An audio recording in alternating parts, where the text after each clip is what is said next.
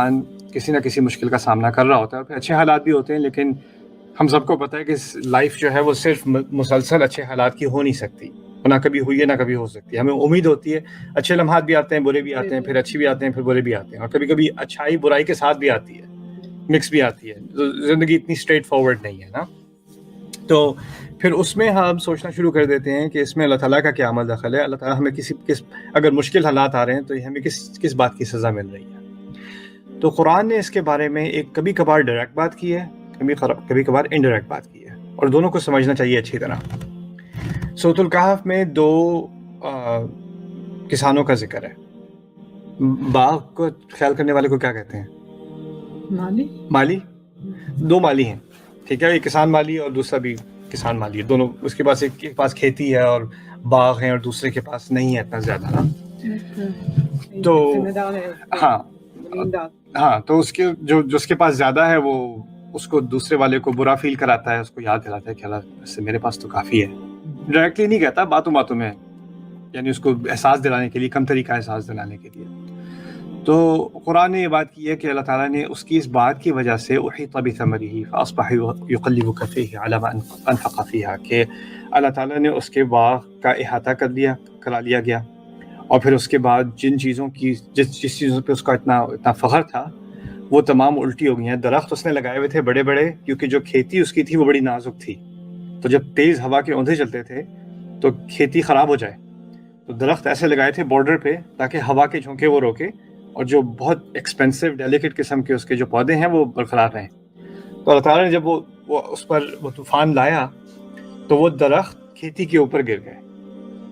تو جو چیز حفاظت کے لیے لگائی تھی وہ خاویۃ علی عروشیہ، وہ ان کے اوپر گر گئی، ٹھیک ہے۔ اور پھر اللہ تعالیٰ نے کہا کہ وہ اپنے ہاتھ ملتا رہ گیا۔ اب اس میں کئی سارے دروس ہیں اس قصے میں، لیکن اس میں ایک درس یہ بھی ہے کہ ایک پرنسپل نکلتا ہے کہ اگر انسان کسی اور کو کم طریقہ احساس دلائے گا اس دنیا میں، تو ہو سکتا ہے کہ اس کی سزا اسی دنیا میں اللہ تعالیٰ دے دے۔ لیکن عجیب بات یہ ہے کہ جس کو یہ سزا ملی، ہمیں تو لگتا ہے سزا ملی اسے، اور وہ ہاتھ ملتا رہ گیا اور اس کو پچھتاوا بھی ہوا، لیکن اس نے اس چیز کو عذاب نہیں کہا۔ اس نے کیا کہا؟ یا لیتنی لم اشرک بربی احدا، کاش کہ میں نے اپنے رب کا شرک نہ کیا ہوتا، کاش کہ میں نے اپنے اس باغ پر، اپنے مال پر، اپنی اولاد پر اتنا اعتماد نہ کیا ہوتا کہ یہ تو ہمیشہ ہمیشہ کے لیے رہے گا، یا یہ خوشحالی اس بات کی علامت ہے کہ اللہ مجھ سے خوش ہے۔ اس نے یہ بات بھی کی تھی، اس نے کہا تھا وَلَئِن رُدِدتُّ إِلَىٰ رَبِّي لَأَجِدَنَّ خَيْرًا مِّنْهَا مُنقَلَبًا، میں اپنے رب کے پاس واپس بھی اگر لے جاؤں تو مجھے اس سے اور اچھا دے گا۔ یعنی ایک ذہنیت آ جاتی ہے انسان کے اندر، مسلمان کے اندر بھی، کہ اللہ تعالیٰ نے گھر دیا ہے، اچھی جاب دی ہے، بچوں کو صحت دی ہے، بیٹی کی شادیاں کرا دی ہیں، یہ کر دیا وہ کر دیا، سارے کام ہو گئے ہیں، اللہ تعالیٰ کا بڑا کرم ہے۔ اس کا مطلب ہے کہ اللہ تعالیٰ ہم سے بہت خوش ہے، اور اگر اللہ تعالیٰ اتنا خوش ہے تو پھر اس کا مطلب ہے کہ آخرت میں بھی خوشی ہوگا۔ تو اس میں پھر ہمیں اللہ تعالیٰ کو اور کسی طریقے سے مزید خوش کرنے کی کیا ضرورت ہے، نمازوں کی کیا ضرورت ہے؟ اللہ تعالیٰ ویسے ہم سے بہت خوش ہے۔ جب ہم پہلے لانگ آئیلینڈ میں رہتے تھے تو ایک بندہ تھا پاکستان سے، اس کی امیگریشن ہوئی تھی، وہ وہاں پر اس نے آئس کریم ٹرک چلانا شروع کیا تھا لانگ آئیلینڈ میں نا، مسجد پہ آتا تھا وہ آئس کریم بیچنے، تو اس سے گپ شپ ہوتی تھی میری، کہتا جی میں کافی ماشاءاللہ، میں ٹرک تو میرا نہیں ہے، وہ مالک کا ہے، لیکن یو کے کیش میں ہے نا، تو میں کافی اپنے پاس رکھ لیتا ہوں، اس کو میں آدھے سے بھی کم اس کو میں دیتا ہوں، لیکن ماشاءاللہ بڑی کمائی ہو رہی ہے۔ تو میں نے کہا اس کو تم ماشاءاللہ کیوں کہہ رہے، تم چوری کر رہے ہو؟ کہتا ہے وہ ہاں میں ٹیکسز بھی، میں کہتا ہوں کہ میں جو ہوں اس سے میں 10% میں ٹیکسز بتاتا ہوں، کیونکہ کیش کا حکومت کو کیا پتہ چل رہا ہے اور کیش کا مالک کو کیا پتہ چل رہا ہے، تو وہ ایسے بھی کافر ہے، اس کو کیا دینا۔ مسجد کے پارکنگ لاٹ میں اب یہ بات کر رہے ہیں نا، تو وہ کہتے ہیں دیکھیں جی اگر اللہ تعالیٰ ناراض ہوتا تو یہ سارے موقع دیتا مجھے۔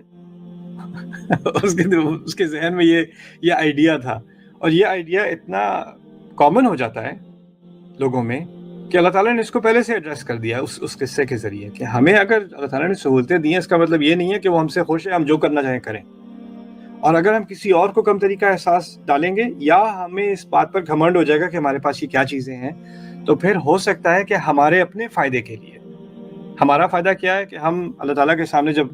قیامت کے دن جائیں گے تو ہمارا دل صاف ہو۔ اگر اس وقت ہمارے دل میں مال تھا یا مال پہ اعتماد تھا، تو اس وقت جو کچھ اس دنیا میں تھا اس کا کوئی فائدہ نہیں ہوگا،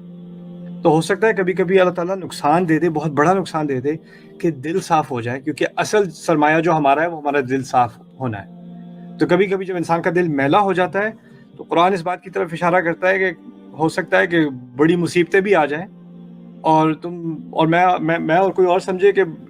کس چیز کا عذاب مل رہا ہے، لیکن ہو سکتا ہے کہ اس کے ذریعے سے ایک پاکیزگی ہو رہی ہے، ایک گند آ گیا تھا دل کے اوپر، تو ہم اس گندے، اگر وہ مصیبتیں نہیں دیکھنی یا اس طریقے سے دل صاف نہیں کرانا تو ویسے ہی دل کو صاف رکھنا چاہیے، رائٹ۔ پھر دوسرا، مصیبتوں کے بارے میں قرآن نے ایک عجیب اشارہ کیا ہے کہ جو لوگ عزت دار لوگوں کے بارے میں غلط باتیں پھیلاتے ہیں، ان الذین یرمون المحصنات المؤمنات الغافلات، عائشہ رضی اللہ عنہ کے اسکینڈل کے بارے میں جو انہوں نے ذکر کیا اللہ تعالیٰ نے، اس میں انہوں نے اشارہ کیا کہ جو لوگ اشارے سے بھی عزت دار لوگوں کے بارے میں کچھ بات کرتے ہیں، اور یہ اصل میں کیونکہ ہمارے ہاں ہمارے کلچر میں بہت اچھی چیزیں بھی ہیں اور کبھی بہت بری عادات بھی ہیں، جیسے اگر جائیداد کا مسئلہ ہے، بیٹی کو جائیداد نہیں دینی تو اس کے خلاف کو بات پھیلا دو یا بہو کے خلاف پھیلا دو، اور وہ اس کو کیا نام ہے رسوا کر دیتے ہیں، اور کیسی کیسی ای میلز مجھے آتی ہے، میں حیران رہ جاتا ہوں، یہ ہو کیا ہے دنیا میں اور ہماری دنیا میں، یعنی لوگوں کے بارے میں بدکاری کے الزام لگا دینا یا یہ کر دینا وہ کر دینا، اور اس کے بعد اس کی تو لائف ختم ہو جاتی ہے، یا اس کو اب کیوں دیں گے اس کو کوئی بھی حصہ جائیداد میں، یا اب کیوں دیں گے اس کو کوئی جو اس کا حق تھا یا جو بھی تھا۔ تو لوگ کسی بھی مقصد سے یہ کریں، یا جیلسی کی وجہ سے کریں، یا پیسوں کی وجہ سے کریں، یا کسی بھی وجہ سے کریں، یا اگر تہمت ڈائریکٹلی نہ بھی لگائیں، انڈائریکٹلی بھی لگا دیں، اگر اشارے سے بھی کہہ دیں، یعنی یہاں تک کہ نظر کے اشارے سے بھی کر دیں، ان کو دیکھو توبہ، ایسے بھی کر دیں،